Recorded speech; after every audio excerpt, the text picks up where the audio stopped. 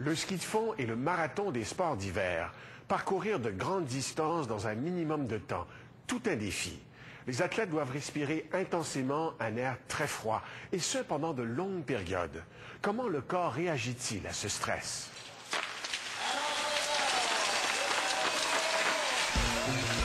De tous les sports olympiques, le ski de fond est l'un de ceux qui exige le plus de tolérance au froid. Parce que les courses sont longues et toujours au grand air.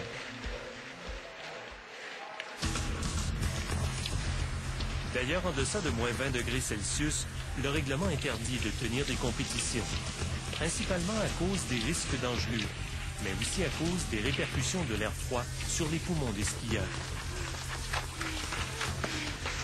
Si on regarde aux Olympiques, par exemple, où nos athlètes de pointe performent, il y a à peu près un athlète en air froid sur 4 qui aurait de l'asthme ou encore les stigmates là, de l'asthme comme l'hyperexcitabilité bronchique. 1 sur 4, c'est beaucoup. Et ça ne peut pas s'expliquer uniquement par les antécédents médicaux et familiaux des athlètes. Est-ce que leur sport pourrait déclencher l'asthme? Et de quelle façon? Entre l'entrée d'air dans les narines, disons à moins 10 degrés Celsius, son passage dans les voies nasales, le pharynx, le larynx, la trachée et les bronches, l'air devra atteindre la température du corps, 37 degrés Celsius. Moins de 30 cm pour réchauffer l'air de plus de 45 degrés. Une formidable fournaise. Non seulement l'air doit être réchauffé vite, mais en grand volume. À l'effort, le skieur ventile de 20 à 30 fois plus qu'au repos.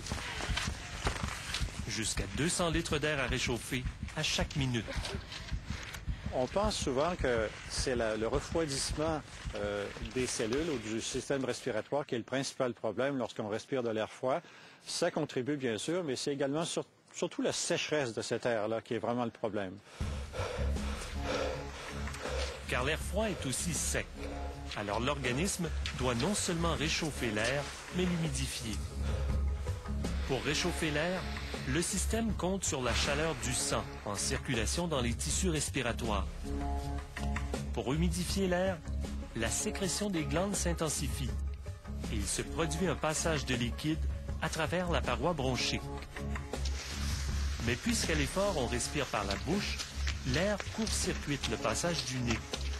Le conditionnement de l'air doit par conséquent se faire encore plus vite, souvent au détriment des parois intérieures des bronches, qui se refroidissent et se dessèchent.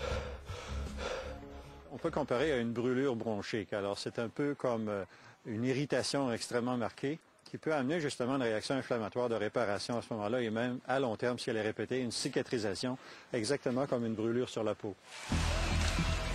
Cette blessure des bronches serait sans conséquence chez certains athlètes, alors que chez d'autres, elle serait très néfaste. On pense que dans certains cas, ça pourrait amener justement le développement de l'asthme ou de l'hyperexcitabilité bronchique. Mais encore là, on ne peut pas prédire qui va en développer ou pas. Un effort soutenu et répété à l'air froid pourrait donc produire chez le skieur le même effet que chez l'asthmatique. Julien avait une prédisposition familiale à l'asthme que la pratique de son sport a révélé. C'est comme un sentiment d'oppression un peu, là, au niveau des bronches, là. Puis c'est comme si tu avais de la misère à inspirer à pleine capacité, en fond. En fait, ce sont les muscles lisses entourant les bronches qui deviennent hypersensibles et se contractent sans cesse. Ils provoquent une constriction de la bronche et rendent le passage de l'air difficile. En laboratoire, à l'Institut universitaire de cardiologie et de pneumologie de Québec, le docteur Boulay et son équipe suivent de près les athlètes. D'une part, pour mieux comprendre ce phénomène.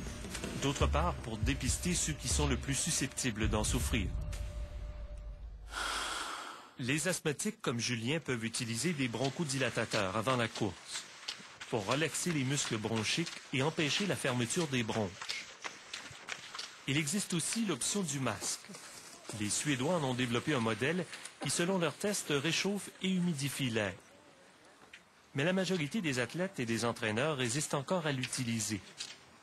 Ils se demandent si le bénéfice de porter un masque est supérieur à l'inconfort qu'il peut entraîner chez l'athlète. Chez la personne qui ne fait pas d'asthme, on n'a pas d'idée, on ne sait pas vraiment si ça pourrait aider. Ça pourrait peut-être réduire un peu les effets à long terme de respirer un air très froid de façon prolongée. Est-ce que ça pourrait prévenir le développement chez certains d'asthme ou d'hyperexcitabilité bronchique? On n'en a pas d'évidence présentement. On attend des études à plus long terme pour se prononcer. Pour les skieurs, toutefois, le problème reste entier. Il faut s'entraîner. Le dilemme, c'est surtout l'entraînement par grand froid. Et là-dessus, entraîneurs et athlètes ont une part de contrôle. Si c'est plus froid que moins 18, souvent on va tout simplement remplacer ça par l'entraînement à basse intensité, puis on va attendre que la vague de froid passe. On n'a pas le choix. Ce qui est rassurant, c'est que ça semble un phénomène transitoire. Alors, des études qui ont été faites dans l'Ouest canadien, justement, ont démontré que parfois, cette hyper-excitabilité bronchique, cette trop grande réactivité des bronches suite à un entraînement en air froid, disparaissait une fois l'été revenu. Donc, ça semble, dans bien des cas, un phénomène transitoire. Blessures sportives des poumons ou phénomènes qui se résorbent après la retraite du sport, la question reste à l'étude.